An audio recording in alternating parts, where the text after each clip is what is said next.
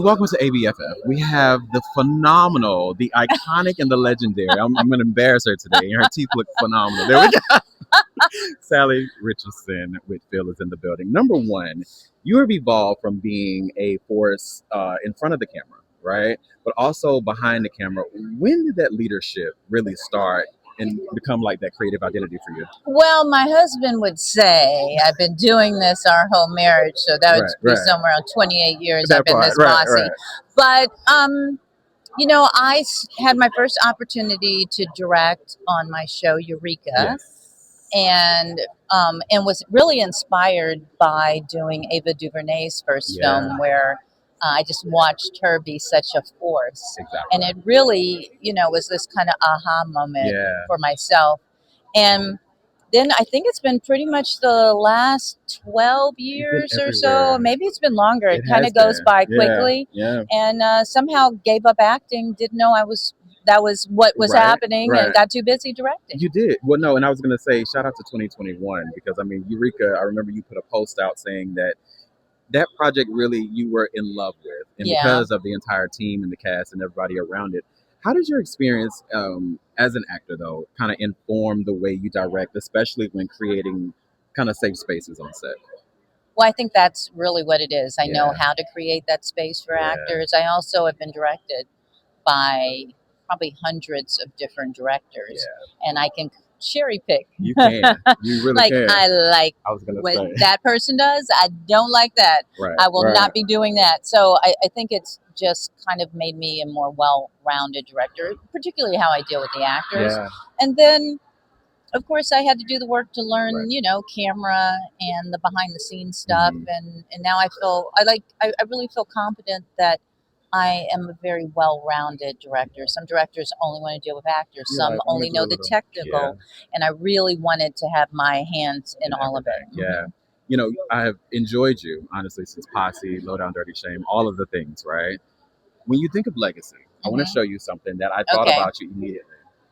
Oh, wow. I can't believe you had that. All right. When you think of that photo, right? And you think of legacy and your grandmother, what do you want your legacy to be? Wow. I've been having to think about this more lately. I think that really as women, Black women in these spaces, that we really can do anything. And that if you put in, you know, for me, it's always very important that I put in all the work. Because I know that I'm representing the next generation, and everyone will be judged by how well I do because of the spaces that I am being welcomed into. So I just really try to work very hard for the people coming behind me so that it's easier for them than it's been for me. Thank you for you. Thank you for your heart and all of the things. Thank you, darling. Thank you. Okay. And I'm looking at your outfit. We're going to start there. First of all, congratulations. Thank you very much. Cross is coming out in February. Yes, sir. With all of the success, right? What are you expecting fans really actually see in this brand new season? I think we're going to get some new fans. We're speaking Spanish this season, man. We're speaking Espanol. Hablamos Espanol. Come on. Hey, listen. So I think we're just going to get a lot of new fans. I think people are going to be really excited about what we're putting together. I feel like it's a new chapter in another series. So it's going to be an epic journey. I think people are going to be excited what we got put together. Wait, what scene in this season kind of challenged you in a way that kind of surprised you? Oh, man, without giving any spoilers, I mean, you'll see a scene later in the season where Bobby Trey really has to deal with some demons. He has to deal with some demons. You know? Look, we're not gonna give too much. And you know he be on demon mode, so he be on his demon mode and demon. I was about to say in the demon time. Listen, the show is just not about crime, but it's also about consequence. Yes. How does season 2 really explore the cost of obsession, justice, and truth? I think it's just a metaphor for what we're doing in society. I think one of the things that really hits me about this season is, I mean, you do know that police are legally allowed to lie to you, right? They are. Yes. So when Elle talks to Cross about the lies, I think that's a metaphor for what we're dealing with in society. So, and I really think that's why people mess with what we got going on Cross. Because we don't pull any punches. We're making people think. And we're talking about really important stuff. while giving you the action, while giving you the entertainment, while giving you the demon time. You feel me? Last question. You know, with everything that you have been able to achieve, right? And you think about your acting journey and just your life, what do you want your legacy to be? I want my legacy to be about building. You gotta think about it. You shouldn't just have something ready made, like you about to talk about, I don't know, penguins or something. I want my legacy to be about uplifting the community and being a part of. I feel like we're all grains of sand on a beach, or we're all water droplets in the ocean. And I just want to play my part. A la Thurgood Marshall, a la Nina Simone, a la Sidney Poitier, a la all those people that help push us forward, because there's so many people trying to push us back. So I want my legacy to be amongst those people, amongst those ancestors. You feel me? Have fun tonight. Enjoy. Congratulations for season 2. Love the outfit, my brother. Like your outfit shining, too. Brother. You know what I mean? We doing our thing. I'm like, give me this swag. Hey, brain dead. I'm so excited because we have the absolutely beautiful and talented Tika Sumpter is in the building with ABFF. Number one, I always like to start with, how's your heart? Ooh, that's a really good question. Yeah. My heart is still, my heart is present. Yeah. My heart is peeling back. I love the peel back. It's peeling back on what I need and what I don't need. Yeah. Well, I think, listen, as an actor, a producer, a creator, when did you realize that ownership, not visibility, was the real power shift in your career? Oh, that's a really good question. I realized that. Yeah. I think I realized it because I was able to see it in terms of people like Tyler Perry, who people didn't really believe in him. Yeah. So being underestimated is probably the best thing because they are like, you can have it. Mm-hmm. You can own that thing, and then it blows up, and you're like, I own it. And now my checks are coming.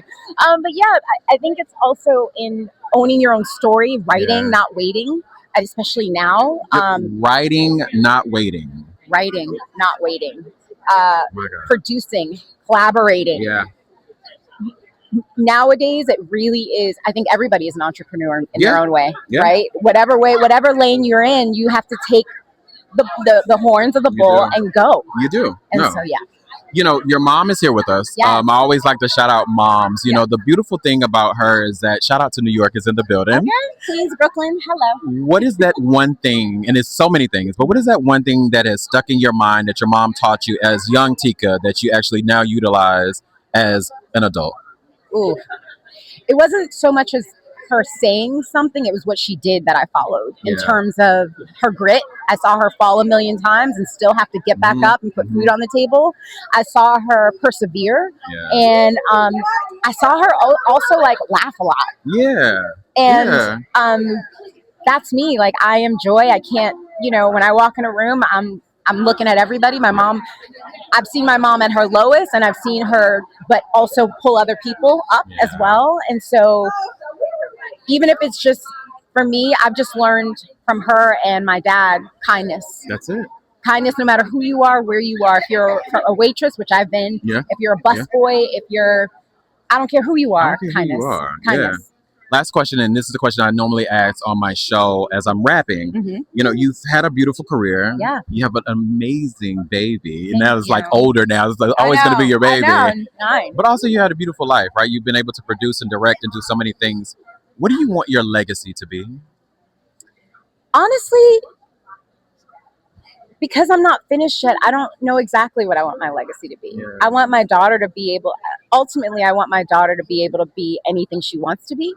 Yeah. And if she sees me going for something, I always say, you can do anything. And she says, I put my mind to. So whether that's opening a coffee shop or whether that's acting, whatever that looks like, I just want her to be able to continue what I started. Yeah. And so, Thank you for you. Thank you for your heart. Thank you. And have a good time today at ABFF. You're amazing. You're amazing. And we're kind of matching. Okay. I was going to say, we got the green and green. I'm just saying, have fun today. Thank you, my love. So shout out, Harlem is in the building. Harlem is in LA. In the Bronx. In the Bronx. Shout out to the BS. She's like, hold on. Yeah, because I don't want to get in trouble. So look, this film really does reference aging as power. Yeah. Right. And it really doesn't show a decline at all when it comes to the emphasis of how everyone is really doing, how confident they are. Because I think for me, I was thinking about my dad the entire time and how he needs to just kind of leave the house and be active and all of the things. Yeah. What moment during filming kind of made that truth undeniable for you? Well, you seen at the end when Miss Monica was like, "You worried about what?" Like just that line in itself was just what brought it to life for me, because sometimes it's something that simple that just could just change your life. It can. And we have to stop living in fear. Like we should be more in gratitude, because the fact that we were able to wake up is something. If we spent more time on that, then we wouldn't be more focused on the fear. So I try to do that as much as I possibly can. You did it perfectly. Yeah, just wake up and be happy about being here. You did it perfectly. Thank you. Why was it important to kind of center joy and discipline and really sisterhood in this story, right?